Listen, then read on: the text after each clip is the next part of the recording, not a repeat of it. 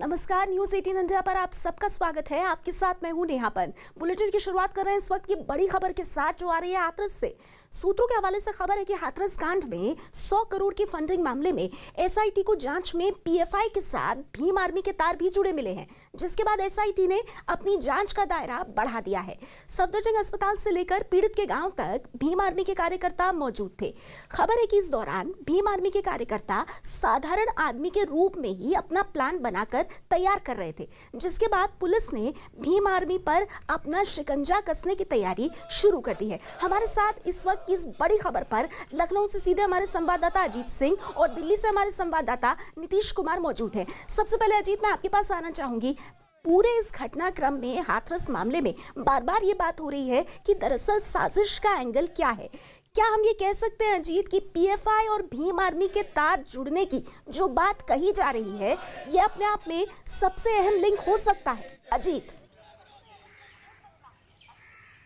देखिए, बिल्कुल नेहा, आपने सही बात कही कि जो पीएफआई और भीम आर्मी के जो तार जुड़ते दिखाई दे रहे हैं वो इस केस के बहुत सारी गुत्थियों को सुलझा देंगे, क्योंकि अभी तक जो जांच सामने आई उसमें जो फंडिंग हुई है उस फंडिंग में पीएफआई के साथ साथ भीम आर्मी का भी नाम आया है। इतना ही नहीं, जो एसआईटी जांच कर रही है और जो हमारा स्टिंग ऑपरेशन हुआ है, दोनों एक तरफ जा रहे हैं, क्योंकि एसआईटी की जो सूत्रों से खबर है वो साफ तौर पर उसमें भीम आर्मी के लोग घटना के पहले दिन से और घटना के अंतिम दिन तक यानी 22 तक, जिस दिन पीड़िता की मौत हुई, मौजूद थे सफदरगंज अस्पताल से लेकर पीड़िता के गांव में, जो अपने को भीम आर्मी का मेंबर्स नहीं बता रहे थे। बाकायदा वो साधारण आदमी बनकर प्लानिंग कर रहे थे कैसे क्या होगा। वेबसाइटों से भी इनके तार जुड़े नजर आ रहे हैं, कैसे वेबसाइटें बनाई गई। जस्टिस फॉर हाथरस की वेबसाइट बनाई गई रातों रात चंदा इकट्ठा करने के लिए। उसमें नेहा ये भी बताया गया किस तरह आपको हिंसा फैलानी है, जाति सांप्रदायिक दंगे के साथ साथ जाति हिंसा कैसे फैलाई जाती है और अपनी पहचान कैसे छुपाई जाती है। इसके अलावा जो सबसे बड़ी बात है कि जो एसआईटी ने अपनी जांच का समय सीमा बढ़ाया, यानी 16 अक्टूबर तक उन्हें 10 दिन का और समय मिला है, जो योगी सरकार को अपनी पूरी रिपोर्ट सौंपेंगे।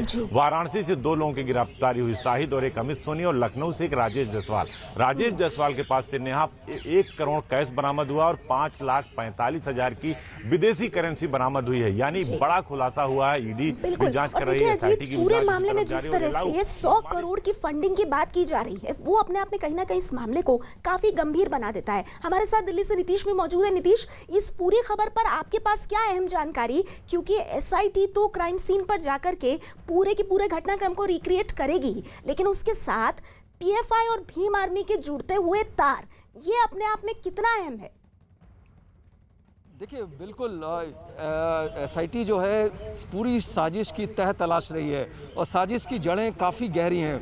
जिस मामले में विदेशों से फंडिंग हो रही हो, मॉरिशस से 50 करोड़ आने की बात है, इसके अलावा म्यांमार से पैसे आने की बात है, तो जाहिर तौर से ये कोई 1-2 दिन में साजिश नहीं रची गई है। महीनों से इस साजिश ये रची जा रही थी और मौके का इंतज़ार किया जा रहा था, और वो जैसे ही ये केस हुआ उसको जो है भुना लिया गया। तो जाहिर तौर से अभी इसकी तह तक पहुँचने की कोशिश में है एसआईटी, लेकिन जो इनिशियल फाइंडिंग्स हैं वो साफ तौर से इशारा करते हैं कि इसमें फंडिंग भीम आर्मी और पीएफआई जो पॉपुलर फ्रंट ऑफ इंडिया है, दोनों को फंडिंग हुई थी, विदेशों से पैसे आए थे। अब इसमें एसआईटी की रिपोर्ट सौंपने के बाद इनकम टैक्स को रोप इन किया जाएगा, क्योंकि पैसे का मामला है। अगर इसमें हवाला ट्रांजैक्शन का या फिर इसमें मनी लॉन्ड्रिंग का मामला आता है तो फिर ईडी को रोप इन किया जाएगा। और पीएमएलए के तहत बता रहे हैं कि किस तरह से जो पूरा का पूरा मामला है ये अपने आप में काफी पेचीदा है, और अगर इसमें पीएफआई का रोल सामने आता है तो फिर अपने आप में ये जो मामला है ये एक नया मोड़ ले सकता है। इस बीच आपको बता दें कि हाथरस मामले में घिरे भीम आर्मी के अध्यक्ष ने फंडिंग मामले में सफाई दी है। उन्होंने दावा किया कि राज्य सरकार मामले को डाइवर्ट कर रही है। उन्होंने दावा किया कि वो हर जांच के लिए तैयार हैं और सरकार सबूत पेश करे। सरकार की जो किरकिरी हो रही है उनके कार्यों की वजह से, तो वो मुद्दे को डाइवर्ट करने के लिए पहले जब शब्बीरपुर हुआ तब भी उन्होंने ऐसे आरोप लगाए थे। आरोप में सच्चाई तो कुछ नहीं थी। सरकार 100 करोड़ रुपए की बात करे, मैं कहता हूँ अगर कोई 1 रुपए का भी, 1 सिंगल रुपए का भी मेरी तरफ इस तरह का कोई मामला निकाल दे तो जो सजा होती है मैं उसके लिए तैयार हूँ। लेकिन सरकार ये जान ले कि ऐसे आरोप लगा के और इस तरह कहानियां बना के वो अन्याय नहीं कर सकती है। उत्तर प्रदेश में इस अन्याय का अंत होगा। 2022 में ये लोग सत्ता में नहीं रहेंगे, तो वो खूब कहानियां बनाएं। इन कहानियों में कोई सच्चाई नहीं है, और कुछ सच्चाई हो तो वो सबूत पेश करें। कहने से कुछ नहीं होता। अगर आप किसी की सफलता नहीं रोक सकते हो तो उसके ऊपर सिर्फ आरोप लगा सकते हो। आज सरकार उसी जगह खड़ी है। तो भीम आर्मी के मुखिया चंद्रशेखर को आप सुन रहे थे। चंद्रशेखर ये आरोप लगा रहे हैं कि राज्य सरकार पूरे मामले को डाइवर्ट करने की कोशिश कर रही है। हमारे साथ लगातार लखनऊ से हमारे संवाददाता अजीत मौजूद है। अजीत, राज्य सरकार के सूत्रों के हवाले से आपको क्या जानकारी मिल रही है? क्योंकि ऐसा लग रहा है जैसे भीम आर्मी के मुखिया चंद्रशेखर एक तरह से एक चैलेंज सरकार की तरफ डाल रहे हैं, ये कहते हुए कि आप मामले को डाइवर्ट ना करते हुए अगर आपके पास मेरे खिलाफ कोई सबूत है तो वो सबूत पेश कीजिए। राज्य सरकार के सूत्र आपसे क्या कह रहे हैं? देखिए, बिल्कुल जिस विभाग से ये जांच हो रही है, गृह विभाग के सूत्र या उनके अफसर सीधे तौर पर कह रहे हैं कि इसमें पीएफआई के साथ भीम आर्मी इन्वॉल्व है, हमारे पास सबूत है। हवाला की बात जो नीतीश कर रहे थे कि हवाला कारोबारी की गिरफ्तारी की गई लखनऊ में, उसके पास से 5,45,000 की विदेशी करेंसी बरामद हुई है, करोड़ों रुपए कैश बरामद हुए हैं, सोना बरामद हुआ। तो निश्चित तौर पर कहीं ना कहीं सरकार के पास सबूत होंगे, इसीलिए गृह विभाग के जो अफसर हैं वो कह रहे हैं। सीधे अवनीश अवस्थी जो गृह विभाग के सबसे बड़े अफसर हैं, अपर मुख्य सचिव गृह हैं, उन्होंने सीधे तौर पर यह कहा है कि पीएफआई के साथ भीम आर्मी का कनेक्शन है। और यही वजह है कि जो बनारस से गिरफ्तारी हुई है, जो लखनऊ से गिरफ्तारी हुई है, जो गिरफ्तारियां मथुरा में हुई है नेहा, वहां जो एफआईआर दर्ज की गई, अगर एफआईआर को आप ध्यान से पढ़ें तो उसमें एफआईआर में ही इस बात का जिक्र किया गया है कि सांप्रदायिक दंगे, जातीय दंगे, मजदूरों का पलायन, मॉब लिंचिंग और कश्मीर हिंसा, इन सब को टारगेट करके इसमें आपको अपना काम करना है, दंगे फैलाना है और अपनी पहचान को छुपानी है। तो सरकार के पास प्रूफ है, इसलिए लोगों की गिरफ्तारी हुई है। उनके पास से साहित्य, भड़काऊ साहित्य बरामद हुए हैं, पोस्टर बरामद हुए हैं राज्य का। उनके रेडार पर भीम आर्मी और भीम आर्मी का मुखिया चंद्रशेखर पूरी तरह से मौजूद है। इस बीच हम आपको बता दें कि भीम आर्मी पुलिस विभाग के स्थानीय खुफिया तंत्र के इंस्पेक्टर के पर्दाफाश के बाद एसआईटी के निशाने पर आ गई। ये जो धीरे धीरे से स्टार्टिंग के 4-5 दिन तो किसी ने सोचा भी नहीं था कि ऐसा कुछ होने वाला है। 5 दिन तक तो कुछ हुआ ही नहीं। पहला प्रोग्राम हुआ 18 तारीख का। ये भीम आर्मी वाले 4-5 लोग रात में उसके गांव गए हैं, शाम के टाइम पे 5 बजे करीब, और शाम को जाके उन्होंने एप्लीकेशन दी है, गिरफ्तारी की मांग करी है। केवल पहली जो डिमांड हुई है वो गिरफ्तारी की, नथिंग एल्स। ये किस तारीख को? 18 तारीख का। वहां से ये पहली एक्टिविटी है इसकी, मैं आपको गारंटेड बता रहा हूँ। इससे पहले कुछ नहीं हुआ 14 से 18 तक। बात बात में लड़की बयान बदल दी थी, ये वैसा ये बयान देखिए स्टार्टिंग में जहाँ तक मुझे समझ में आ रहा है, भीम आर्मी वालों ने उसको टेक ओवर कर दिया और फिर उसको किसी को कवर करने नहीं दिया, उसके फैमिली मेम्बर्स। वो केवल उन्हीं की बात मान रहे थे। शायद या तो उन्होंने, हो सकता है किसी कार्यकर्ता ने चंद्रशेखर जी से बात करा दी हो, डायरेक्ट करा दी, क्योंकि वो स्टार्टिंग में जो लाभ गेन करा उन्होंने वो भीम आर्मी की वजह से गेन किया, जो भी किया। बाद में कांग्रेस भी इन्वॉल्व हो गई, लेकिन पहले जो गेन किया है वो भीम आर्मी की वजह से गेन किया है। इसी खबर पर हमारे साथ हमारे संवाददाता नीतीश दिल्ली से मौजूद हैं। नीतीश, जिस तरह से हमने देखा कि कैमरे पर जो खुफिया कैमरा था न्यूज़ 18 का, उस पर बहुत साफ तौर पर जो एलआईयू इंस्पेक्टर है विवेक वार्ष्णेय, उन्होंने बहुत साफ तौर पर कहा कि इसमें पहली नज़र में जो हाथ है वो भीम आर्मी का लगता है। तो कहीं ना कहीं एसआईटी और पुलिस के इस एंगल तक पहुंचने से पहले न्यूज़ 18 के खुफिया कैमरे ने एक बड़ी जानकारी जो है वो पब्लिक डोमेन में डाल दी एलआईयू इंस्पेक्टर के माध्यम से। नीतीश जी बिल्कुल सही कहा। देखिए, न्यूज़ 18 का जो स्टिंग है उसने हाथरस केस को एक नई दिशा दी है, इसमें कोई भी शक नहीं है। और अभी जो एसआईटी की पड़ताल चल रही है वो उसी दिशा में जा रही है जो हमने स्टिंग ऑपरेशन करके दिखाया था। तो जाहिर तौर से एक न्यूज़ 18 का जो स्टिंग ऑपरेशन था बेहद अहम था और उसने इस पूरे केस को जो एक नई दिशा दी और उसी पर एसआईटी आगे बढ़ रही है। लेकिन अभी भी कई ऐसे फैक्ट्स हैं जिसको अनर्थ करना बाकी है और उस दिशा में धीरे धीरे जो है एसआईटी की टीम बढ़ रही है। इसमें विदेशी फंडिंग जाहिर तौर से विदेशों से भी साजिश के सबूत जो है बताते हैं। ऐसा लगता है कि इनको फंड किया गया लोकल ऑर्गेनाइजेशन को टैप करके। पीएफआई जो है आतंकी मामलों में हमेशा इन्वॉल्व रहा है। शाहीन बाग का मामला हो उसमें भी सीए प्रोटेस्ट, उसके पीछे भी पीएफआई को बताया गया था। कई जगह ये आतंक के मामलों में ये पीएफआई इन्वॉल्व रहता ही रहता है और उसके इन्वॉल्वमेंट का मतलब ये है कि इसके तार कहीं ना कहीं बाहर से भी जुड़े हुए हैं, भारत के बाहर से। तो उसकी जांच होगी, उसके बाद ये तथ्य जो है सामने आएंगे। बिल्कुल। और नीतीश, जो जानकारी आप दे रहे हैं और अजीत जो आप बता रहे हैं, उन दोनों को अगर मिलाया जाए तो ये बात बहुत साफ तौर पर सामने आ रही है कि इस वक्त पीएफआई और साथ ही साथ भीम आर्मी दोनों की मुश्किलें इस हाथरस मामले को लेकर काफी बढ़ी हुई हैं। इस बीच मुख्यमंत्री योगी आदित्यनाथ ने आरोप लगाया कि कुछ लोग प्रदेश में दंगा फैलाने की साजिश में जुटे हैं। सीएम योगी ने आरोप लगाया कि जब प्रदेश में माफिया और अपराधियों पर कार्रवाई होती है तो कुछ लोग साजिश रचकर प्रदेश में अशांति फैलाने की कोशिश करते हैं। पूरी सामाजिक ताने बाने को छिन्न भिन्न करने वाली सोच और उस सोच के पोषक लोग आज जातीय दंगा कराना चाहते हैं।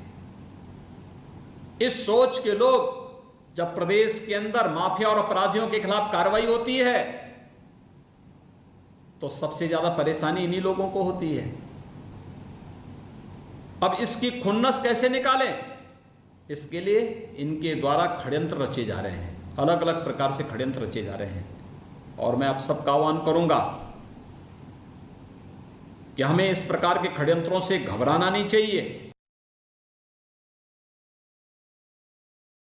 और इस बीच कांग्रेस ने हाथरस की घटना पर योगी सरकार को घेर लिया है। कांग्रेस ने आरोप लगाया कि योगी सरकार पीड़ित को न्याय दिलाने के मुद्दे को भटका रही है। की बात करने की जगह उत्तर प्रदेश की योगी सरकार को पीड़िता को न्याय दिलाने पर ध्यान देना चाहिए। जिस तरीके से ये लोग न्याय दिलाने की जगह कभी इधर की बात कर रहे हैं, कभी उधर की बात कर रहे हैं, तो उससे एक ही बात याद आती है कि तू इधर उधर की ना बात कर, ये बता कारवां क्यों लूटा। हमें दुश्मनों का गिला नहीं, तेरी रहबरी का सवाल है। योगी जी, आप उत्तर प्रदेश के मुख्यमंत्री हैं। किसी ने भी कोई भी गलत काम किया हो, चाहे पीएफआई हो चाहे कोई हो, किसी ने भी गलत काम किया हो तो उसके खिलाफ कार्रवाई कीजिए, लेकिन इस तरीके से मुद्दों को भटकाइए मत। पीड़िता को न्याय दीजिए और पीड़िता को न्याय देने से पहले तक हम आपको चैन से नहीं बैठने देंगे और न ही खुद बैठेंगे। कांग्रेस के अलावा समाजवादी पार्टी ने भी योगी सरकार को कानून व्यवस्था के मुद्दे पर घेरा। जब से भारतीय जनता पार्टी की सरकार उत्तर प्रदेश में आई है, लगातार महिलाओं पे अत्याचार बढ़ता चला जा रहा है। सरकारी तंत्र यहां फेल हो रहा है। अगर कोई गड़बड़ी हो भी रही है समाज के अंदर में तो कानून व्यवस्था बनाए रखने की जिम्मेदारी सरकार की होती है, विपक्ष की नहीं। सरकार से तो सिर्फ इतना पूछना चाहता हूं मैं कि तू इधर उधर की बात न कर, ये बता कारवा क्यों लूटा। रात के अंधेरे में आपने उस बच्ची का अंतिम संस्कार हिंदू रीति रिवाज के खिलाफ क्यों कर दिया। आपकी इस मंशा पे जनता को शंका पैदा हो रही है। हाथरस केस पर महाराष्ट्र की महिला और बाल विकास मंत्री यशोमती ठाकुर ने योगी सरकार पर निशाना साधा है। भाजपा के जो राज्य है वहाँ पे कुछ भी हो जाता है और यदि भाजपा का कोई व्यक्ति उसमें शामिल होता है तो जिसके ऊपर अत्याचार होता है उसी को गुनहगार बनाने की साजिश बहुत बड़ी केंद्र सरकार ने रचाई हुई है। उसमें अभी आगे क्या होता है ये तो मुझे मालूम नहीं, लेकिन जो हो रहा है वो बहुत गलत हो रहा है। नहीं, लेकिन आप मानती हैं कि वहाँ पर दंगा भड़काने की साजिश हुई और अगर वहाँ पर इस तरीके की साजिश हो रही है तो वहाँ के इंटेलिजेंस ने पहले रिपोर्ट नहीं दी, वो कहीं ना कहीं एक बड़ा फेलियर है। यूपी तो फेलियर है, यूपी में तो देखा गया है कि फेलियर ही फेलियर है। एक हाथरस का एक कांड नहीं, उसके बाद में तुरंत दूसरा कांड भी होता है। तो वो इंटेलिजेंस किस प्रकार से यूज़ करते हैं और क्या करते हैं ये तो सारी दुनिया देख रही है। मैंने इसके पहले भी आपने जो प्रश्न मुझे पूछा उसमें मैंने यही कहा कि जहाँ जहाँ बीजेपी का शासन है, जहाँ जहाँ सेंट्रल गवर्नमेंट इंटरवीन कर सकती है, वहाँ वहाँ वो इंटरवीन करके जिनके ऊपर अत्याचार हुआ है उन्हीं को गुनहगार साबित करने में लगती हुई है। और हाथरस से जुड़ी हुई इस समय की बहुत बड़ी खबर आ रही है। हाईकोर्ट की तरफ से नोटिस आने के बाद सोमवार को पूरा परिवार हाईकोर्ट में पेश होगा। हमारे साथ अजीत इस खबर पर जुड़ गए। अजीत, और क्या जानकारी मिल रही है?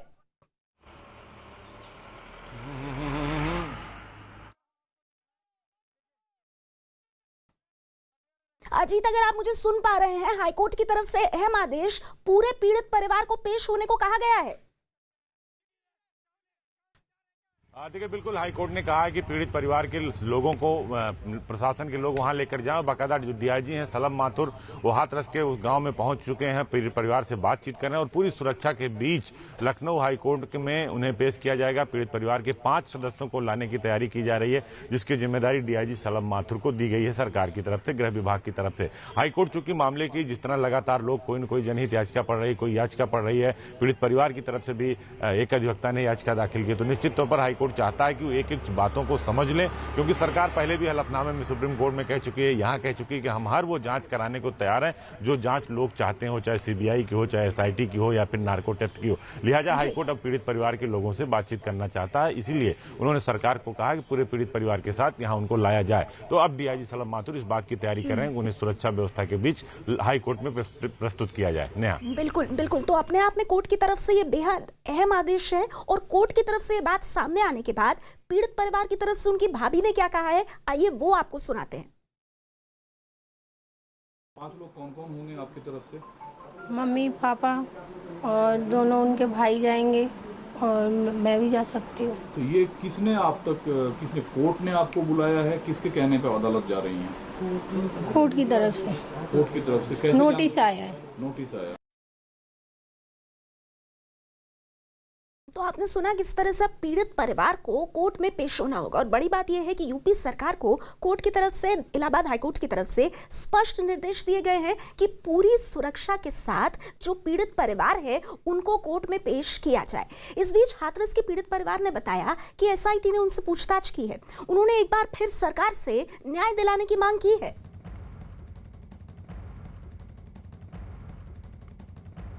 हमारी जो घटना आई हमने उनको बताई है। अब ये क्या कहते हैं, सरकार के ऊपर वो है कि हमारी बच्ची को न्याय दिलाए। हमारे संग में जो घटना घटी गई हमने उनको बताई है। ठीक है, जैसे जो आपकी बच्ची की जो माँ है, जो आपकी पत्नी है, वो उस दिन वहाँ थी साथ में। हाँ। तो उनसे भी एसआईटी ने पूछताछ किया होगा। हाँ। जानना क्या चाहता है एसआईटी? क्या पूछताछ में क्या सवाल जवाब करते हैं? अब वो मौके पे थी तो जैसे उनके सामने घटना आई उसी तरह से उन्होंने बताया कि ऐसे ऐसे। चीज़ के बारे में जो आरोपी हैं वो लिख के भेज रहे हैं, ये चीज़ तो उन्हें पता होगी क्या है, ऐसा कुछ नहीं है।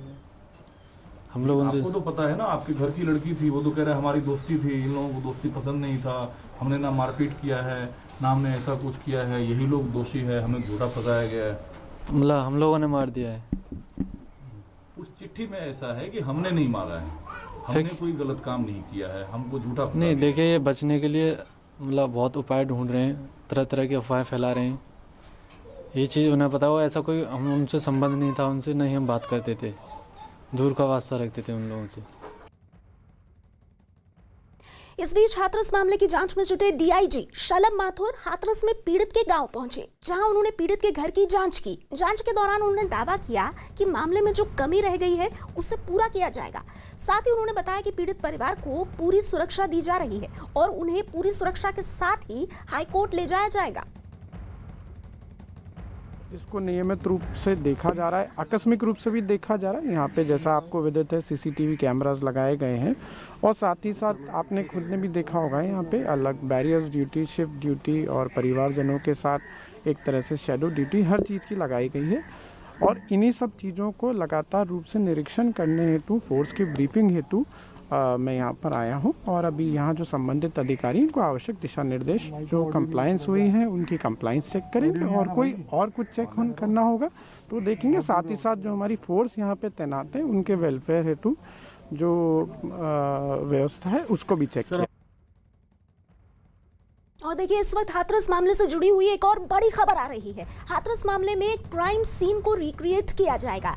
एसआईटी की टीम हाथरस मामले का क्राइम सीन रिक्रिएट करेगी। एसआईटी मामले की एक एक कड़ी को जोड़ने में जुटी हुई है, ऐसे में वो क्राइम सीन को भी रिक्रिएट करेगी। हाथरस केस में एसआईटी का बड़ा फैसला, क्राइम सीन को रिक्रिएट करेगी एसआईटी। खेत में घटना वाली जगह जाएगी एसआईटी। एसआईटी मारपीट के हालात की जांच करेगी। हाथरस केस में सबसे बड़ी खबर यह है कि उत्तर प्रदेश सरकार की बनाई गई स्पेशल इन्वेस्टिगेशन टीम इस घटना के क्राइम सीन को रिक्रिएट करेगी।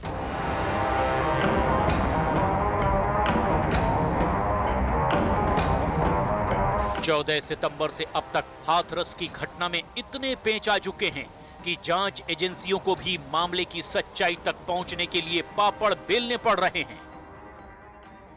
एसआईटी का फोकस क्राइम सीन पर यानी घटना के समय के हालात पर है। पहले खबर आई कि गैंगरेप हुआ और जीप काटने का मामला आया, लेकिन पुलिस की जांच असलियत तक नहीं पहुंच पाई। इसी बीच खबर आई कि आरोपी लड़की और एक आरोपी के बीच दोस्ती थी, जिसके बाद एसआईटी पर जांच की असलियत तक पहुंचने का दबाव बढ़ गया। एसआईटी अब तक हाथरस के उस गांव में 6 बार जा चुकी है और पीड़ित परिवार और आरोपियों के परिवार से जुड़े दर्जनों लोगों से पूछताछ भी कर चुकी है, लेकिन अब उसका असली फोकस खेत में क्राइम सीन वाली जगह पर पहुंचकर इस पूरे मामले को रिक्रिएट करने पर है। घटना वाली जगह पर जाएगी, बयान में दर्ज घटना को रिक्रिएट करेगी, पीड़ित से मारपीट की घटना को जांचेगी, मारपीट के हालात की पड़ताल करेगी, आरोपियों का आमना सामना कराकर हालात को परखेगी, पीड़ित की मां की मौजूदगी की जांच करेगी, घटना के बाद पीड़ित के जाने की हालात जांचेगी। एसआई टीम द्वारा जो इन्वेस्टिगेशन के अंदर में पूरे क्राइम सीन को रिक्रिएट करने के लिए वहां पे इन्वेस्टिगेशन की जा रही है, उसमें एसआईटी को पूरी सपोर्ट मिलेगी, लेकिन उसके अंदर में जो सीन को रिक्रिएट किया जाएगा वो पीड़िता के लास्ट डाइंग डिक्लेरेशन के हिसाब से करना चाहिए, क्योंकि अगर इंटरेस्टेड विटनेसेस के हिसाब से उस सीन को रिक्रिएट किया जाएगा तो उलझन पैदा हो सकती है। मतलब ये कि 14 सितंबर को घटना वाली जगह पर क्या क्या घटा और उस समय पीड़ित के अलावा वहां मौजूद लोग क्या कर रहे थे, इन सब के बारे में एसआईटी जांच करेगी। और अभी जो पूर्व में जो इंस्ट्रक्शंस दिए गए थे उनकी क्या कंप्लाइंस है उसको चेक कर रहा हूँ, और जो चीज़ें कमी पेशी होगी उसको अपडेट किया जा रहा है। मैंने पूर्व में भी बताया था और वरिष्ठ अधिकारी भी यहाँ पर आके गए हैं और इसको नियमित रूप से देखा जा रहा है, आकस्मिक रूप से भी देखा जा रहा है। एसआईटी ने घटना वाली जगह पर क्राइम सीन रिक्रिएट करने का फैसला इसीलिए किया क्योंकि बीच में आरोपियों की तरफ से एक चिट्ठी सामने आ गई, जिसमें पीड़ित के परिवार पर ही मारपीट करने का आरोप लगा दिया गया।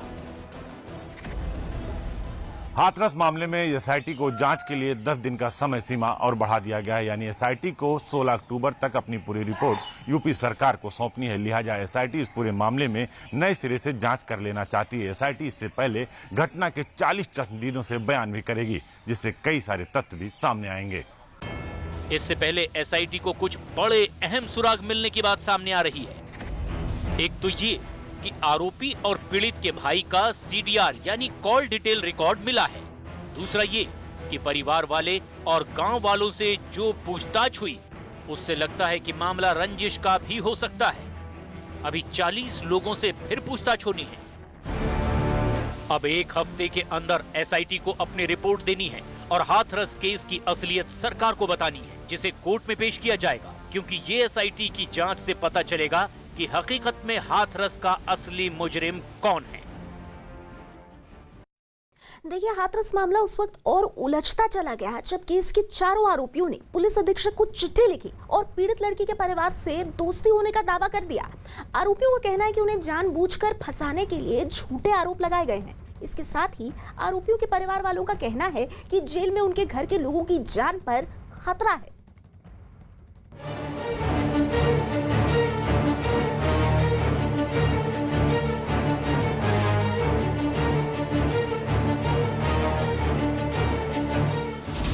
हाथरस कांड में रोज हो रहे नए खुलासे। पीड़ित और आरोपी एक दूसरे पर लगा रहे हैं आरोप। अब आरोपियों ने प्रशासन को लिखी चिट्ठी। हाथरस कांड में अब तक इस मामले से जुड़े आरोपियों की सीधे तौर पर कोई सफाई या बयान सामने नहीं आया था।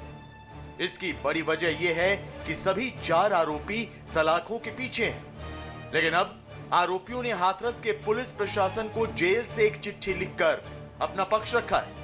न्यूज़ 18 के पास वो चिट्ठी है जिस पर हाथरस केस के चारों आरोपियों के दस्तखत और अंगूठे के निशान हैं। इस चिट्ठी को जेल में बंद आरोपियों संदीप, लवकुश, रवि और रामू के हवाले से हाथरस के एसपी को भेजा गया है। इस चिट्ठी के सामने आने के बाद हाथरस कांड में एक नया मोड़ आ गया है। वो मेरे गांव की ही लड़की थी जिससे मेरी दोस्ती थी। मुलाकात के साथ मेरी उससे कभी कभी फोन पर बात हो जाती थी। हमारी दोस्ती उसके घर वालों को पसंद नहीं थी। घटना के दिन मेरी उससे खेत पर मुलाकात हुई थी। उसके साथ उसके माँ भाई भी आए थे। उनके कहने पर मैं तुरंत अपने घर चला गया था और बाद में अपने पशुओं को पानी पिलाने लगा। चिट्ठी में लिखे मजमून में यहां तक तो आरोपियों ने अपनी सफाई पेश की है, लेकिन इसके बाद जो दावा किया है वो हैरान करने वाला है। आरोपियों की चिट्ठी में दावा किया गया है कि पीड़ित लड़की की मौत परिवार वालों की पिटाई से हुई है। मुझे गांव वालों से पता चला कि मेरी दोस्ती को लेकर उसकी मां और भाई ने उसे मारा पीटा था, जिससे उसे गंभीर चोटें आईं और बाद में वो मर गई। मैंने कभी मारपीट वो गलत काम नहीं किया था। इस मामले में लड़की की मां और भाई ने मुझे और 3 अन्य लोगों को झूठे आरोप में फंसाकर जेल भिजवा दिया। हम सभी लोग निर्दोष हैं। कृपया जांच कराकर हमें न्याय दिलाने की कृपा करें। ऐसा इन्होंने एक प्रार्थना पत्र कल दिया था शाम को, वो पुलिस अधीक्षक हाथरस के लिए, और नियमानुसार हमने उसको पुलिस अधीक्षक हाथरस के लिए अग्रसारित कर दिया। पत्र क्या कहते हैं, उन्होंने अपना पक्ष रखा है, अभी जांच एजेंसियां देखेंगी। हाथरस कांड में आरोपियों की चिट्ठी और उसमें पीड़ित परिवार पर लगाए गए इन आरोपों से मामले में एक नया ट्विस्ट आ गया है। इस चिट्ठी के सामने आने के साथ ही आरोपियों के परिवार वालों ने जेल में बंद अपने घर के लोगों की सुरक्षा पर सवाल खड़े कर दिए हैं। हमारे बालकन को यो कहता है जेल में बच्चा सेफ रहता है, हमारे बच्चों को जेल में खतरा है। हाथरस कांड में अब आरोपी और पीड़ित पक्ष एक दूसरे पर आरोप लगा रहे हैं। आरोपी पक्ष पीड़ित परिवार पर झूठे मामले में फंसाने की बात कर रहा है। साथ ही पीड़ित परिवार के इस मामले में बार बार बयान उठने पर भी सवाल उठ रहे हैं, जिसके बाद पीड़ित पक्ष भी सामने आ गया है। पीड़ित के परिवार का कहना है कि उन पर लगाए जा रहे आरोप बेबुनियाद हैं और उन्हें कोर्ट की कार्रवाई पर भरोसा है। कोई बयान नहीं बदला, जब वो इसमें आएंगे तभी उन्होंने सब कुछ अपना बताया है। सरकार करेगी और न्याय मिलेगा। ये कितने भी सवाल उठाए, कितने भी वो लगाए, हम लोगों पे इल्जाम लगाए कि मोबाइल को लेके या किसी चीज़ को लेके या भैया को लेके, मगर हम लोगों का न्याय तो कोर्ट से होगा और हमें विश्वास है कि हमें न्याय मिलेगा। हम सच बोल रहे हैं, सच की कभी हमेशा विजय भई है। हाथरस कांड में पीड़ित और आरोपियों के दावों की सच्चाई जानने के लिए ही इस मामले की सीबीआई जांच के आदेश दे दिए गए। साथ ही एसआईटी भी अगले कुछ दिनों में अपनी रिपोर्ट सौंपने वाली है। लेकिन एसआईटी की जांच में यह सामने आ चुका है कि इस कांड में पीड़ित और आरोपियों के अलावा एक तीसरा पहलू भी है। यह है सियासत और साजिश वाला पहलू, जिसके तार अब विदेशों से भी जुड़ने शुरू हो गए हैं। हाथरस कांड की अब तक की जांच में यह साफ हो चुका है कि इस कांड के बहाने दंगा भड़काने तक की साजिश रची गई, जिसे लेकर मुख्यमंत्री योगी आदित्यनाथ ने सख्त रुख अपना लिया है और अब इसके एक एक साजिशकर्ता बेनकाब हो रहे हैं। जाति, क्षेत्र, मत और मजहब के आधार पर समाज को बांटने वाले लोग आज भी अपनी विभाजनकारी उस मानसिकता से बाज नहीं आ रहे हैं। आज भी वह पीढ़ी दर पीढ़ी विभाजन की मानसिकता उनके मनोमस्तिष्क पर उसी रूप में हावी हो रही है। इसलिए वे विकास उनको अच्छा नहीं लग रहा है, ये डेवलपमेंट उनको अच्छा नहीं लग रहा है, ये लोक कल्याण उनको अच्छा नहीं लग रहा है। गरीब के पास पहुंचने वाली शासन की योजनाएं उन्हें अच्छी नहीं लग रही हैं और यही कारण है कि वे षड्यंत्र पे षड्यंत्र रचते जा रहे हैं। हाथरस कांड की आड़ में देश और प्रदेश में दंगा भड़काने की साजिश की परतें खोली जा रही हैं। जांच में सामने आया है कि दंगा फैलाने के लिए 100 करोड़ की फंडिंग की गई थी और उसकी पूरी असलियत जानने के लिए अब ईडी ने तफ्तीश का सिलसिला तेज कर दिया है।